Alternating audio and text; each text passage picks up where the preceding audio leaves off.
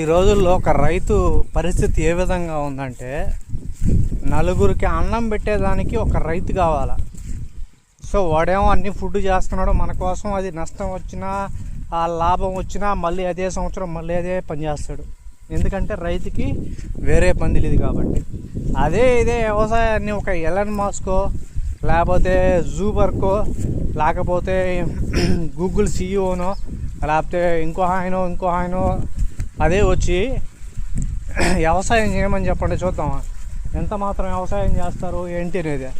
వాళ్ళకి అన్నీ తెలుసు కదా, అంత చదువుకోమన్నారు, ఒక దేశాలని పాలిస్తున్నారు కదా, అంత తెలిసిన టెక్నాలజీ ఉన్నాయన్నా ఒక వ్యవసాయం వచ్చి రైతుకి పండించమని చెప్పు, పండించలేరు.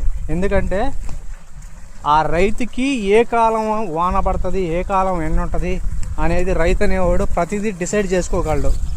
అదే ఒక ఎలన్ మాస్కో, ఒక జూబర్గో, లేకపోతే ఇంకో ఆయనో ఎవడొచ్చినా కూడా వీటిల్ని అంచనా వేయలేరు వాళ్ళు. దాన్ని వేసినంత ఈజీగా దీన్ని అయితే అంచనా వేయలేరు.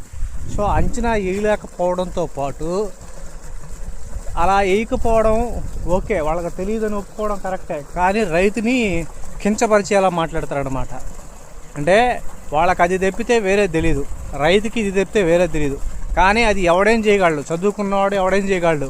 అదే వ్యవసాయం అనేది ఒక తెలిసిన రైతు మాత్రమే వ్యవసాయాన్ని చేసి పండించగలిగి ఇంటి దాకా తీసుకెళ్తాడు. అదే నష్టం రాని లాభం రాని.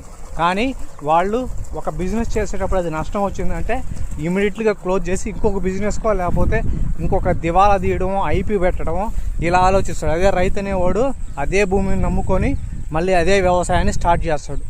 సో ఇది ఒక రైతుకి ఒక చదువుకున్న పర్సన్కి ఉండే డిఫరెన్స్ అనమాట ఇది. సో ఈ వీడియో కనుక మీకు నచ్చితే అందరూ లైక్ చేయండి, షేర్ చేయండి, సబ్స్క్రైబ్ చేయండి. అందరికీ జై జవాన్ జై కిసాన్. మీరైతే బిడ్డ శిరీష్.